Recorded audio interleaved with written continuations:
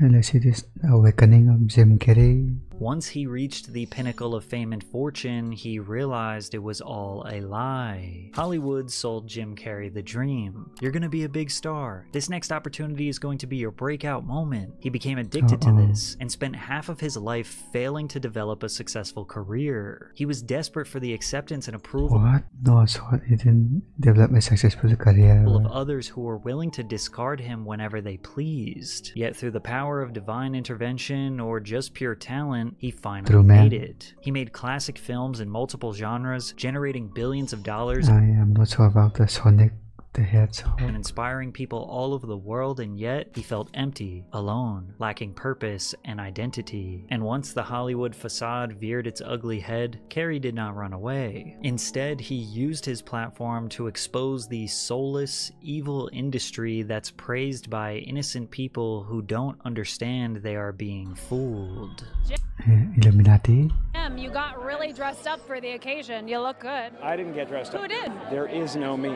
There's no you. No. We're not here. This is a dream. It's just things happening.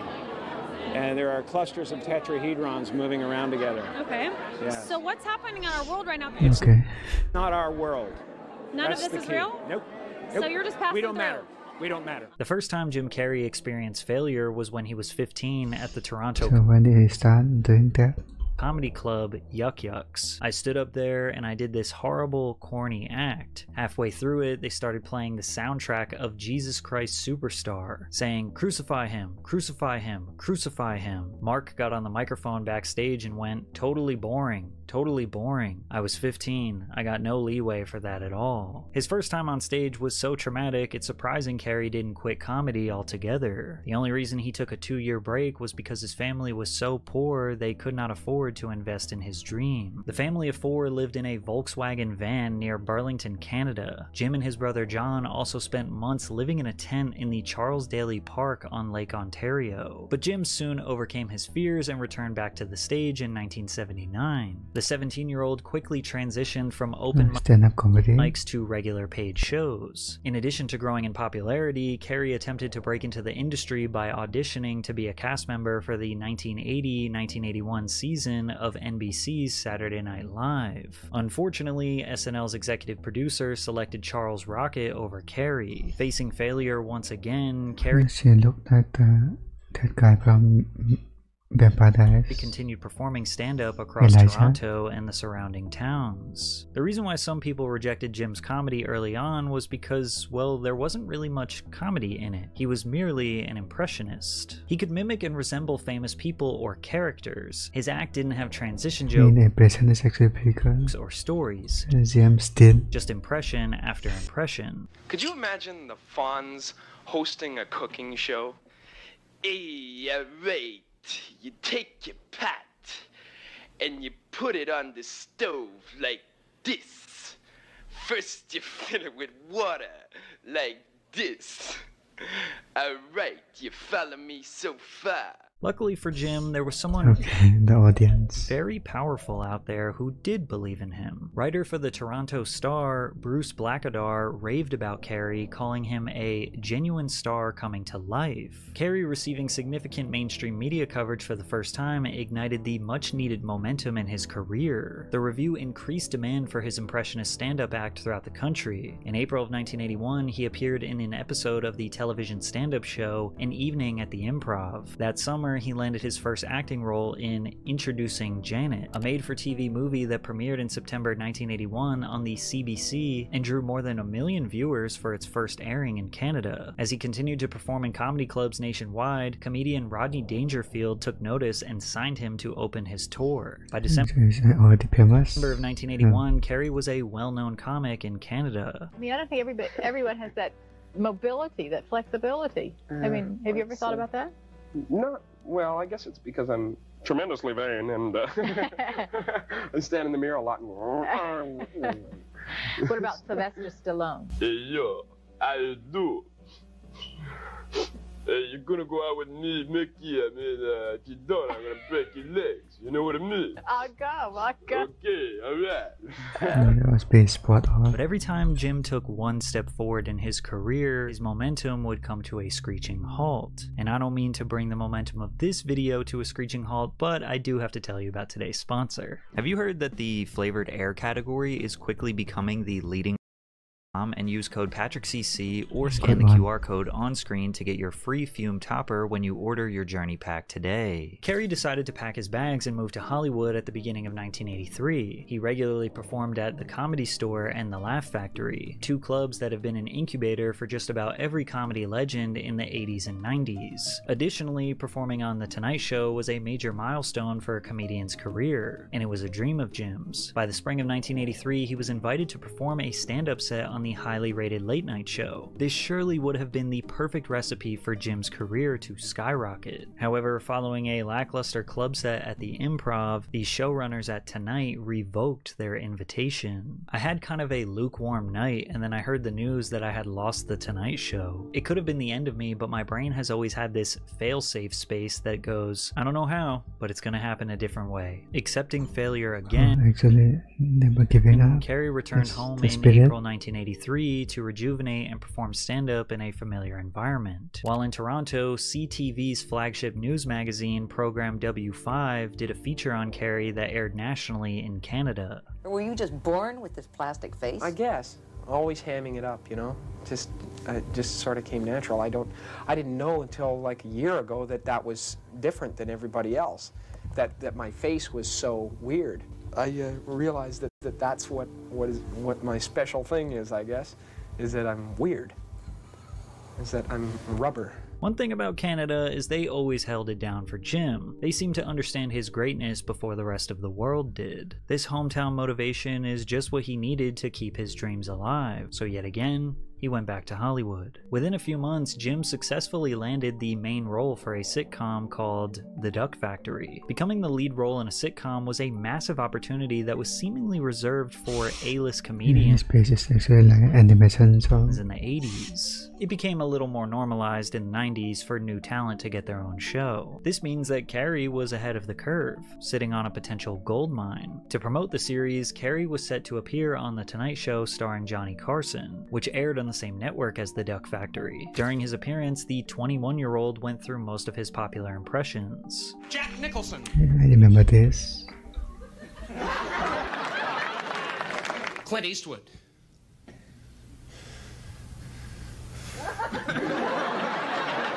E.T. the Extraterrestrial.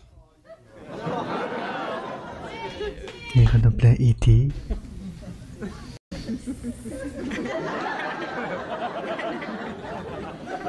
Unfortunately, The Duck Factory was cancelled after just one season. However, there were two major reasons that led to the show's demise. Firstly, the episodes were aired out of order, making it impossible for anyone to follow the plot. Secondly, Jim played the role of the straight man, which is basically the guy who sets up the joke so the funny guy can deliver the punchline. Roland, you want to take a look at this?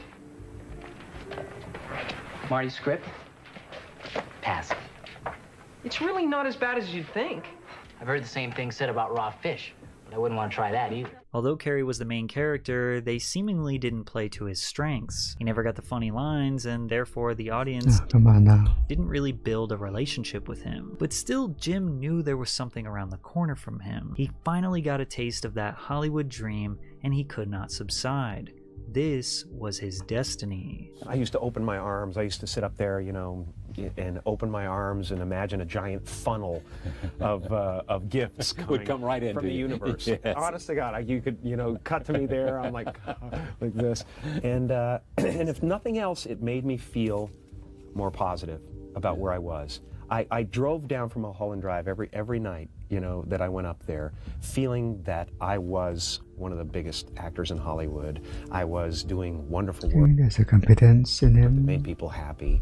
I was, you know, I owned all that. That was it.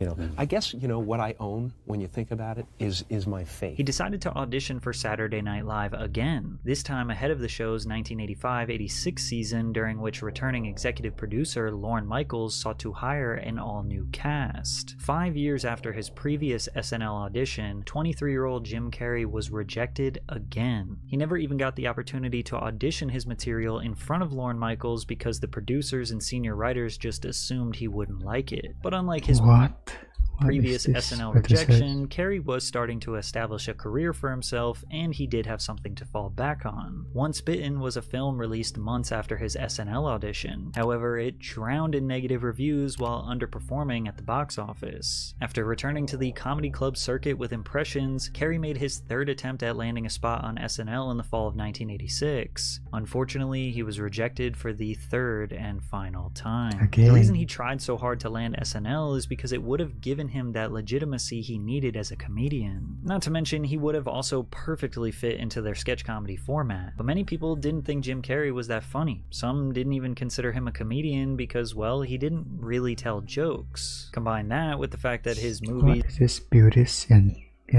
and TV roles were failing, and maybe that was an indication that audience are annoying. That he just wasn't going to be the Hollywood star that he and the people of Canada thought he would be. Or maybe it's because he wasn't being promoted in the right way or cast in the right roles. Perhaps Jim Carrey just didn't fit the mold that a comedian or actor in the 80s was supposed to be. But I never make it in the normal ways. It's always the side window or the basement window or something like that. Same was, you know, it's been true all the way along. Was it a tremendous defeat for you when you go and audition for Saturday Night Live? Because you were on, listen, no, you did I Impressions. have a psychotic, like, belief system that goes, you know, something magical is going to happen. I don't know how it's going to happen, but if there's no way in, a new way will be created, kind of thing. Most people would have given up, but Jim had invested so much into this life. He knew if he just stayed the course, something good would come. And surely, by divine intervention, luck, or just genuinely working on his craft, Jim Carrey made one connection that changed his career. Jim secured a role in the 1988 comedy film Earth Girls Are Easy, which is about a Southern California girl who befriends 3 furry aliens after their spaceship lands in her swimming pool. Actor and comedian Damon Wayans played an ancillary role in the film and was extremely impressed with Carrey's comedic talents. They became friends. Damon told his brother Keenan about Jim while he was developing the soon-to-be groundbreaking American sketch comedy television show In Living Color. And Damon was like, yo, Keenan. So he's in the color. Damon was Keenan's right hand man. Okay. That's his lieutenant on Living Color. Okay. That was his right hand man. Okay. So he's like, you gotta trust me. The guy from Scary Guy. This white boy's funny. He's like silly putty. He twists himself up. He could suck his own if he tried. This white boy crazy. And Keenan was like, okay, let me see him. At a time when most sketch comedy shows were dominated by white performers, In Living Color stood out by centering Black and Latino talent, using humor to tackle issues like race, inequality, and stereotypes head-on. The show broke barriers by featuring skits that blended sharp social commentary with slapstick and absurd humor, often mocking political figures, celebrities, and cultural trends in ways that were both provocative and hilarious. Carrey was a key member on In Living Color, where he became known for his wild physical comedy and over-the-top character portrayals. As one of the few white cast members, he stood out for his high-energy performances and fearless commitment to outlandish roles, which showcased his talent for slapstick and exaggerated facial expression. Yeah, this facial expression is actually crazy. Wow, a real fireman. That's right, princess. Say, I sure have a beautiful family here. Why, thank you, Fire Marshal Bill. Now, how can we help you? Well, it's National Fire Safety Week. I've been going door to door looking for fire hazards.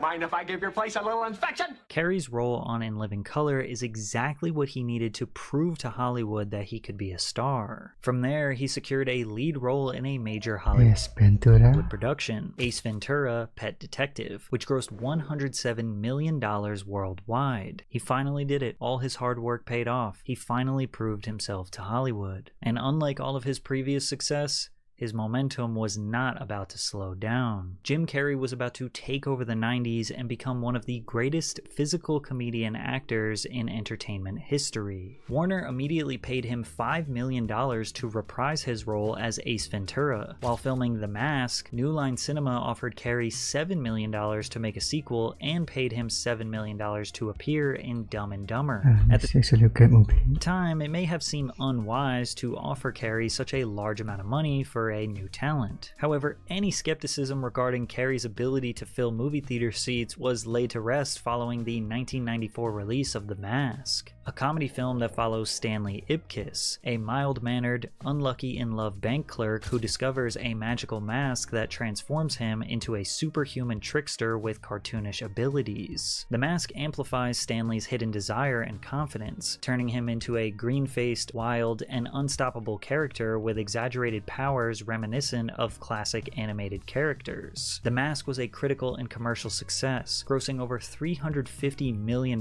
worldwide. 5 months after The Mask, New Line Cinema released Dumb and Dumber, the buddy comedy film Carrey starred in alongside Jeff Daniels. Nicolas Cage was set to be Carrey's co-star, but his team could not negotiate a $2 million increase fee. The company was reluctant to hire Daniels due to his limited comedic experience, but the writers and Carrey vocalized their support for him. New Line Cinema offered a low salary of just $50,000, hoping that Daniels would turn it down, but he accepted. Meanwhile, his co-star Jim Carrey was paid Only 50K, million. I can't feel my fingers anymore. They're numb. Ooh. Maybe you should wear these extra gloves. My hands are starting to get sweaty. The film was another commercial home run for Jim, grossing over $247 million worldwide against a budget of just $17 million. The stupid I think the best one is the Liar Liar. humor and quotable lines, driven by the outrageous antics of its lead characters, produced a classic. The following year, Carrey appeared as the Riddler in the 1995 superhero film Batman Forever. True to Jim's signature comedic style, his version of the Riddler was manic, flamboyant, and full of over-the-top antics, which contrasted with the darker, more subdued villains typically seen in the Batman universe. He brought a vibrant, almost cartoonish quality to the character. While some critics felt his performance leaned too much into comedy, others appreciated the unpredictable and zany energy he brought to the role. Carrey's contribution helped the film gross over $336 million worldwide, becoming the 6th highest grossing film of 1995. Carrey was undoubtedly one of the biggest draws in Hollywood throughout the 90s. Die Hard with a Vengeance, I never watched it. Apollo 13, I think I did. 1995. Carrey was undoubtedly one of the biggest draws in Hollywood throughout the 90s, and became the first actor to be paid $20 million for a role, and that was to star in the dark comedy The Cable Guy. He was among the top ranks of A-listers, alongside Arnold Schwarzenegger, Harrison Ford, and Sylvester Stallone. You were the first one to get a $20 million movie, right? That's what they say. I mean, you had to feel good. You know, the weirdest thing is that I have never worried about money. Never.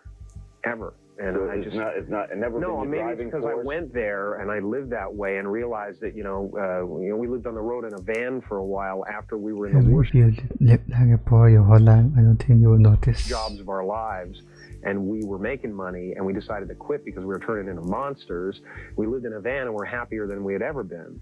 And I guess that taught me that to trust the universe. Carrey's historic payday became a frequent talking point whenever the actor was mentioned. In June of 1995, Variety wrote the headline, "H. Wood finds $20 million tab for Carrey playing scary." And Entertainment Weekly wrote, "You'd be smiling too if you just got paid $20 million.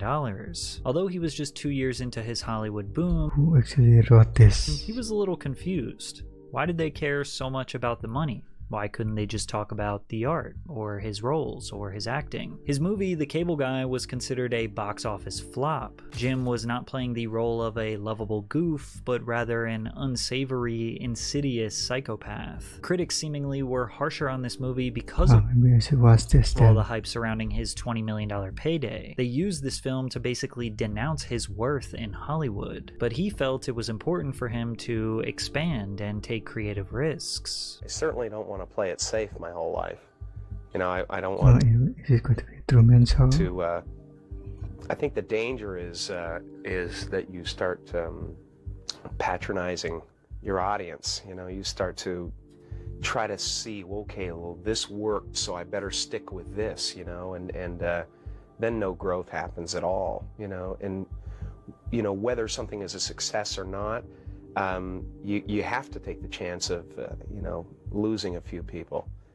because you do gain others. Carrey went back to his stereotypical silly self in the 1997 comedy Liar Liar. The story centers around a lawyer's strained relationship with his young son, who, disappointed by his father's broken promises, makes a birthday wish that his dad cannot tell a lie for 24 hours. What's up, Fletcher? Your cholesterol! Fatty! Dead man walking! Liar Liar was a huge critical and commercial success, but Jim remained firm that he was not going to just do comedy roles because it was the safe route for him, and it was because of these creative risks that he made his best film to date, The Truman Show. Without the Ace Ventura, I wouldn't be Yeah, doing I think he's not actually won an award for this one. You know, without that, I wouldn't be doing it. Oh, Because maybe Peter not. Weir looked at that and he went, here's someone who wants to take chances, who's willing to risk it all, basically. But a lot of people who love you as Ace and Fire Marshal Bill and all these, The Mask and all of that, have a hard time sometimes understanding why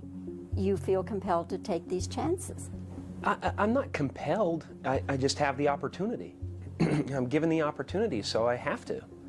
You know, I'm a person who's interested in human behavior and always have been.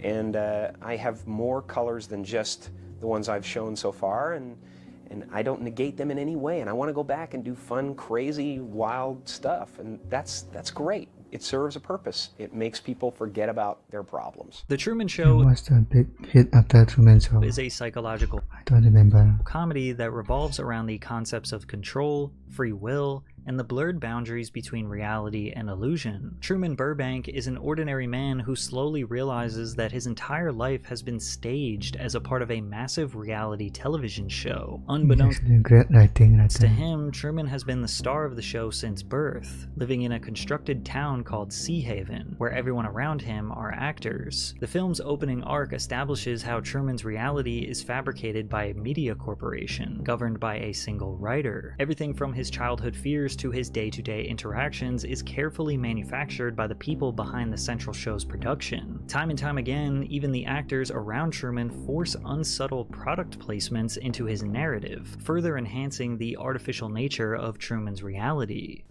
You can't stand me. That's not true. This commercial is the most obvious one. Why don't you let me fix you some of this new Mococo drink? All natural cocoa beans from the upper slopes of Mountain Nicaragua, no artificial sweeteners. What the hell are you talking about? Who are you talking to? I've tasted other cocos. This is the best. Much like Truman, Carrey and his Hollywood peers can become puppets to the entertainment industry due to the influence of powerful studios, agents, producers, and executives who prioritize profits over artistic expression. These industry forces often dictate the types of roles these actors take on and the way they are marketed to the public. Actors may be pressured to conform to certain stereotypes or be typecast into specific roles that fit commercial trends, limiting their creative freedom. Their image, both on-screen and off-screen, is often extremely managed, with actors sometimes required to maintain certain looks, personas, or behaviors to align with a brand or studio's vision. This environment can strip actors of their autonomy, turning them into commodities within a system rather than an individual. The Truman Show had a profound impact on Carrey because he realized that his real life was actually very similar to Truman's. Oh, not necessarily, but what I want doesn't stem from show business generally. I mean, I started out with many desires as far as this business goes. I've so surpassed all of them that it's not as meaningful to me anymore. I really love the work itself. I've examined myself on several occasions. Why am I really doing this? Am I doing this because I want to be famous? And I think there was an element to that when I started out. Sure. I think I wasn't necessarily seen as much or as intently as I wanted to be when I was a kid. I had a job, at least in my own mind, and that was to make my mother feel better. She was kind of very ill in many ways, but I felt the need to make them feel that their life was worthwhile. That in many ways, what does that they mean? did something special just by the very fact that they brought me into the world. Yeah. So from a very young age, I wanted to convince them that I was a miracle. And then I wanted to convince the world that I was a miracle. And now I want to convince the world that I'm just like them. It seemed around the early 2000s that Jim started to see Hollywood for what it truly is. Behind the glitz and glam, it's just a vapid display of wealth. People with a holier-than-thou mentality, masquerading around, celebrating each other for menial displays of talent, inflating their egos to dangerous levels. In deeper interviews, it was clear Jim was aware of his role in this soulless machine, but he didn't reveal his true thoughts and feelings about it. Yet. The Truman Show was a critical success, grossing over $264 million worldwide. It also marked a significant shift for Jim. As he demonstrated his range and depth as an actor, he even earned a Golden Globe for Best Actor in a Motion Picture Drama.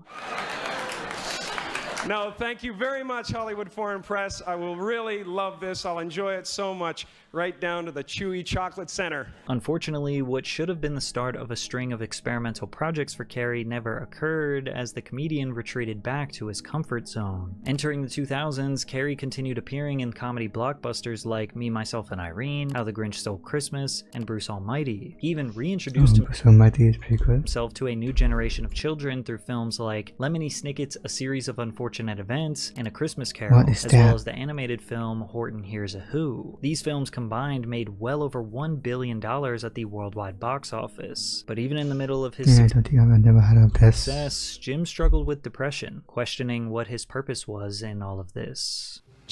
For a long time.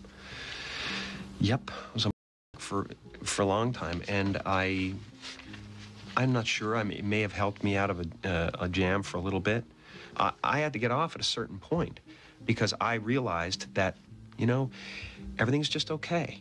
No peaks and valleys. There are peaks, there are valleys, but they're all kind of carved and smoothed out, and it feels like a low level of despair you live in, where you're not getting any answers. Despair. But you're living okay, and you can smile at the office, you know? Yes, aware moment. But it's a low level of despair. And you don't take any of them, or you don't take anything now? Nothing. I don't take anything. I rarely drink coffee. I'm very serious about no alcohol, no drugs. Life is too beautiful. So where I hang out with Buddha and Krishna and, you know, all those guys. Are you a Jesus. Buddhist? So he's Hindu? I'm a Buddhist, I'm a Muslim, I'm a Christian, I'm whatever you want me to be. You know, it all comes down to the same thing. You're in a loving place or you're in an unloving place. If you're with me right now, we cannot be unhappy.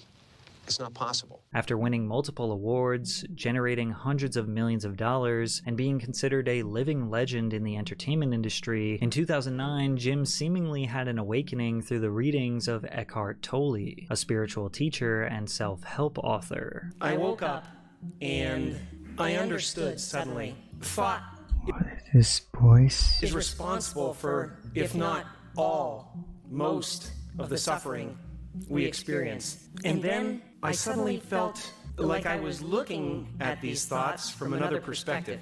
And I wondered, who is it that's aware that I'm thinking? I was thrown into this expansive, amazing feeling of freedom from myself. Maybe you got copyrighted. From my problems, I saw that I was bigger than what I do. I was bigger than my body.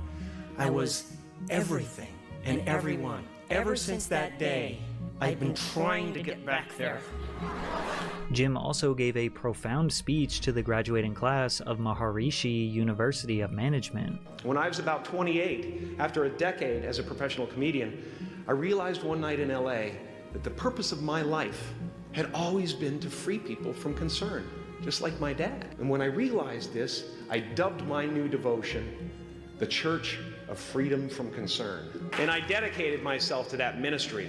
What's yours? How will you serve the world? What do they need that your talent can provide?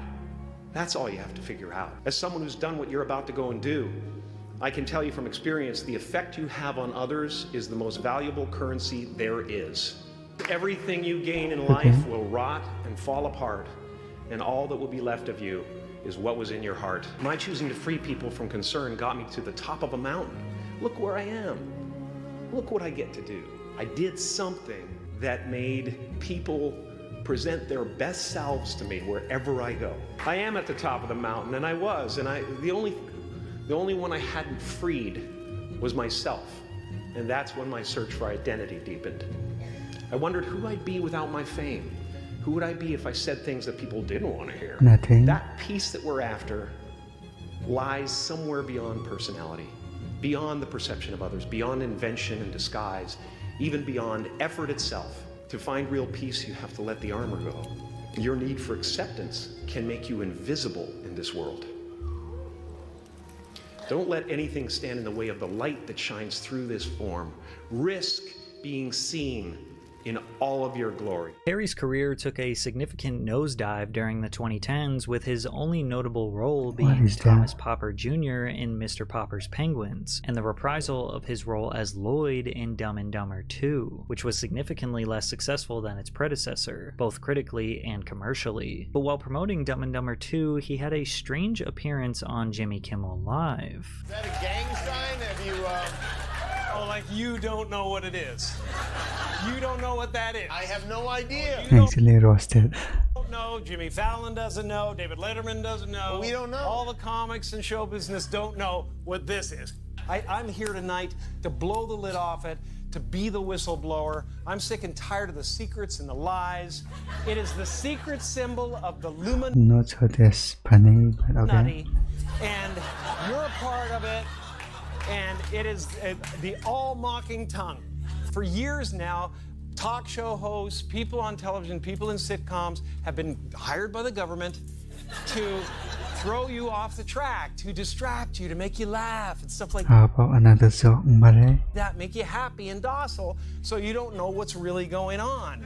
You know, when they get out there in the woods in a circle naked and they decide these things, you know what they're trying to do? Becoming the soccer, bro. Ooh, this thing is buzzing. Hold on. They're trying to turn us into, you know, consumer drones of some sort. Hold on, I just got to get this. And yeah. Yeah, listen, I'm in the middle of blowing the lid off some.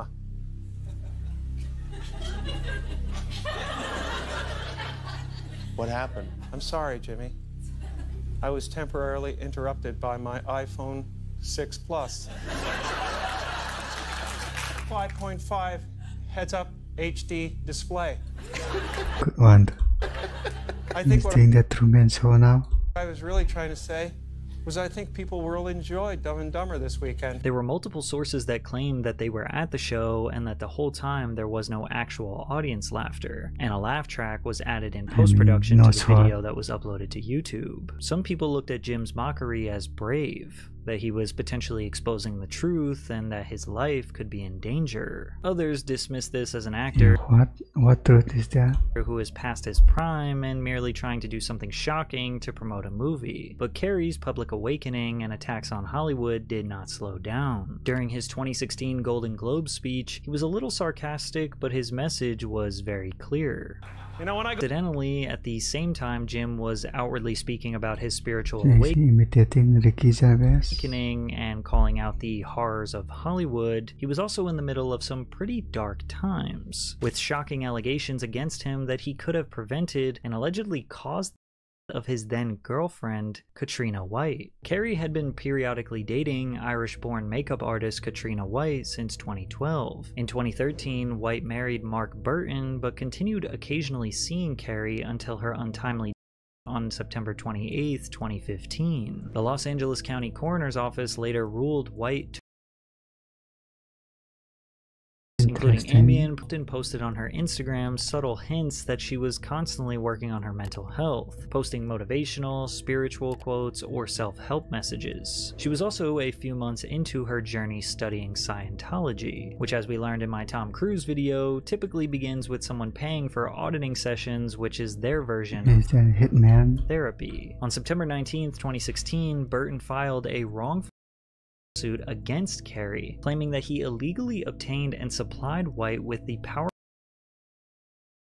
The lawsuit alleged that Carrey had surveillance cameras on the home where White stayed. Before she was discovered, Carrey's assistant checked the camera and noticed White had not moved from the home for more than 24 hours. After learning of this fact, neither Carrey nor his assistant alerted authorities. The drugs found in White's body all came from found near her body bearing the name Arthur King. The suit said that Carrey got from a doctor who conspired with Carrey to eliminate him under the false name of Arthur King. Burton's suit claimed that Carrey also sent a bogus text message to White on September 27th when she was already dead, in an attempt to straighten out his story. According to the suit, Carrey's offer to pay for White's funeral in Ireland and was merely an effort to paint him as a grieving good guy, as opposed to someone closely involved.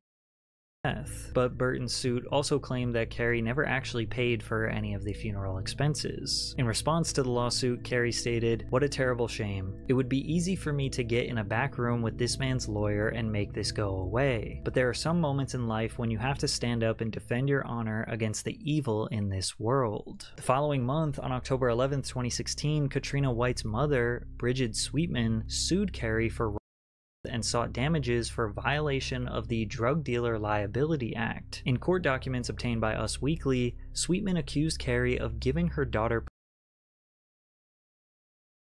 and being verbally abusive. STD itu what? Carrey's abuse included, but was not limited to, Carrey giving Miss White 3 autopsy or something without warning her, lying to her about it, dumping her out of concern for saving his own carefully crafted public image, calling her and shaming her, and then using his high-priced Hollywood lawyers and fixers to intimidate and threaten her in an effort to silence her. Attorneys representing White's family released a 2013 iPad note allegedly sent from White to Carrey, which in part read, "This is what I want. You gave me I want you to apologize for it because you care enough to. I want you to understand that however little a thing seems to you, it ruins a girl's life. Before you, I might not have had very much, but I had respect. I was a happy person. I loved life. I was confident and I felt good in my own skin and was proud of most decisions I made. I met you, you introduced and disease." However, what I found interesting was that there was another note that looks handwritten that was being spread around. Yet the article was quoting a different note. Like they were displaying this handwritten note as the evidence and saying that this was the iPad note, but then there was a separate iPad note that they were directly quoting, and the two notes are written very similarly, and they contain basically all the same subject matter, but they're not the same. So how could you write an article that says, in the letter she says blah blah blah, and then display the letter as your evidence where it does not say what you just said it says? Soon after Sweetman filed the lawsuit, the Daily Mail reported that a Mr. Jose Lopez, believed to be an alias used by Carrey, filed a test. The test showed Lopez's birth date listed as January 17th, 1962, the same as Carrey, and also showed positive results for both. The results of Lopez's test were submitted as evidence by Sweetman's lawyer, Michael Avenatti, who also issued a declaration. Carrey then proceeded to have unprotected sex with Miss White with full knowledge that he was, including on February 12, 2013, 2 days before Valentine's Day and within weeks after learning the test results. It's interesting that in these lawsuits, they claim 2 different times that Carrey used fake names, one to obtain and one to obtain.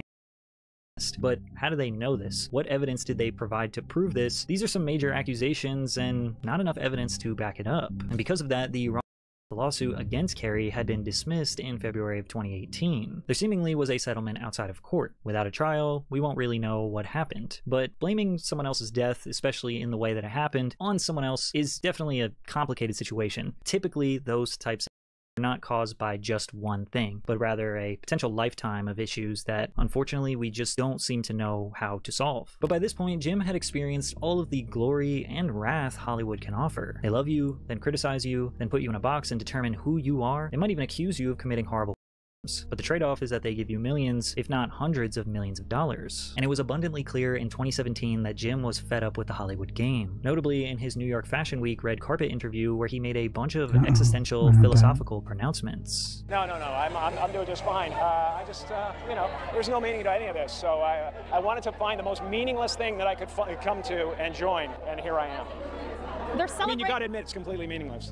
Well, they say they're celebrating icons inside. Celebrating icons, boy, that is just the absolute lowest aiming, you know, possibility that we could come up with. I don't believe in what is he on drugs? Icons. I don't believe in personalities. I believe that peace lies beyond personality, beyond invention and disguise, beyond the red S that you wear on your chest that makes bullets bounce off.